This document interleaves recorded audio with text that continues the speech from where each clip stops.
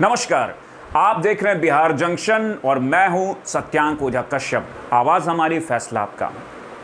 आप सभी ये जानते होंगे कि यूपी गवर्नमेंट की तरफ से गत दिनों मंदिर और मस्जिदों के ऊपर लाउडस्पीकर को हटाने की परमिशन जारी की गई है।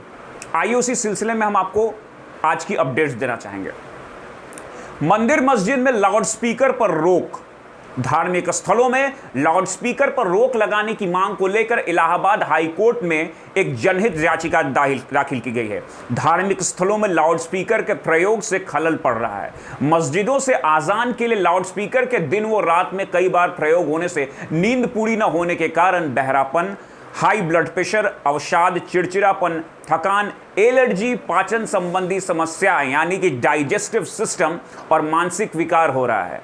कहा गया है कि मस्जिद, मंदिर, धार्मिक स्थलों पर दिन व रात में कई बार लाउडस्पीकर के प्रयोग में नॉर्म्स का उल्लंघन हो रहा है।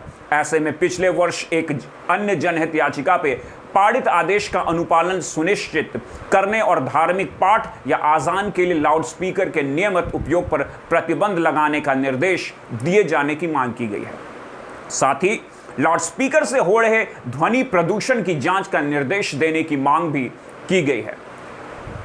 कोर्ट ने कहा था कि किसी भी खास मौके पर सार्वजनिक रूप से लाउडस्पीकर बजाने से पहले प्रशासन से इजाजत लेनी होगी और तय शर्तों के साथ लाउडस्पीकर बजाने की अनुमति मिलेगी। उत्तर प्रदेश सरकार ने धार्मिक और सार्वजनिक स्थलों पर अवैध तरीके से लाउडस्पीकर बजाए जाने पर रोक लगा दी है। धर्मस्थलों, सार्वजनिक जगहों, जुलूसों और जलसों आदि में बिना अनुमति के लाउडस्पीकर बजाने पर रोक का ये फैसला इलाहाबाद हाई कोर्ट के आदेश के बाद लिया गया है।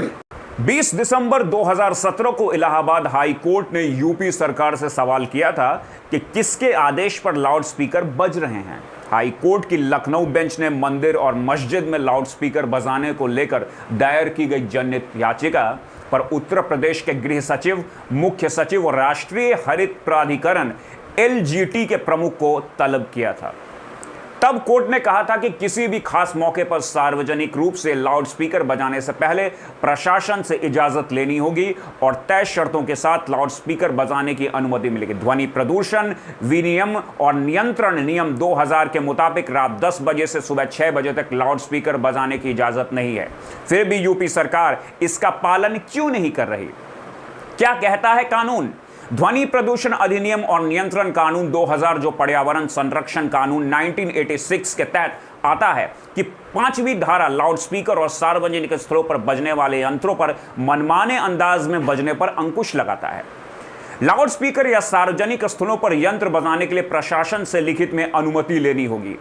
लाउडस्पीकर या सार्वजनिक स्थलों पर यंत्र रात में नहीं बजाए जा सकेंगे। इसे रात 10 बजे से लेकर सुबह 6 बजे तक बजाने पर रोक है।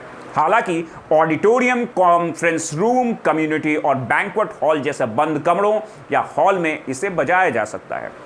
नियम की उपधारा 2 के अनुसार राज्य सरकार इस संबंध में कुछ विशेष परिस्थितियों में रियायतें दे सकती है।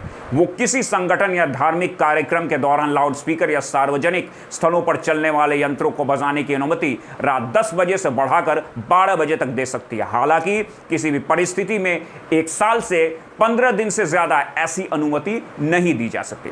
राज्य सरकार के पास यह अधिकार होता है कि वो क्षेत्र के हिसाब से किसी को भी औद्योगिक, व्यवसायिक, आवासीय या शांत क्षेत्र को घोषित कर सकता है। अस्पताल, शैक्षणिक संगठन और कोर्ट के 100 मंदिर मीटर के दायरे में ऐसे कार्यक्रम नहीं कराए जा सकते, क्योंकि सरकार इन क्षेत्रों को शांत जोन क्षेत्र घोषित कर सकती है।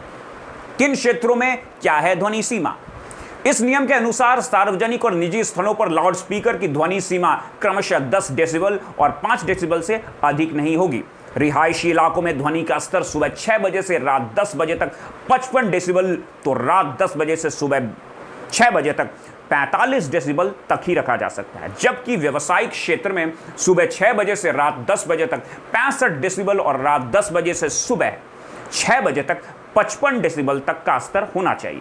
दूसरी ओर औद्योगिक इलाकों में इस दौरान ध्वनि स्तर को सुबह 6 बजे से रात 10 बजे तक 75 डेसिबल रख सकते हैं। वहीं शांत क्षेत्र यानी कि साइलेंट जोन में इन दौरान क्रमशः 50 डेसिबल और 40 डेसिबल ध्वनि का स्तर रखा जाना चाहिए। पर्यावरण संरक्षण 1986 कानून की धारा 15 के तहत इसे दंडनीय अपराध माना गया है। नियम का उल्लंघन करने पर 5 साल की जेल या 1 लाख का जुर्माना या फिर दोनों, यानी कि जेल और जुर्माना सजा दोनों दी जा सकती है। साथ ही हर दिन के उल्लंघन के 5,000 रुपए प्रतिदिन की सजा का प्रावधान अलग से है। तो मैं अपने दर्शकों से यह कहना चाहूंगा और जनता से भी मेरी यह अपील है कि सरकार जो नियम बना रही है उस नियम पर आप सभी ध्यान दें और सरकार के अनुपालन और उनके नियम का पालन करें। तब तक के लिए देखते रहिए बिहार जंक्शन, आवाज हमारी, फैसला आपका।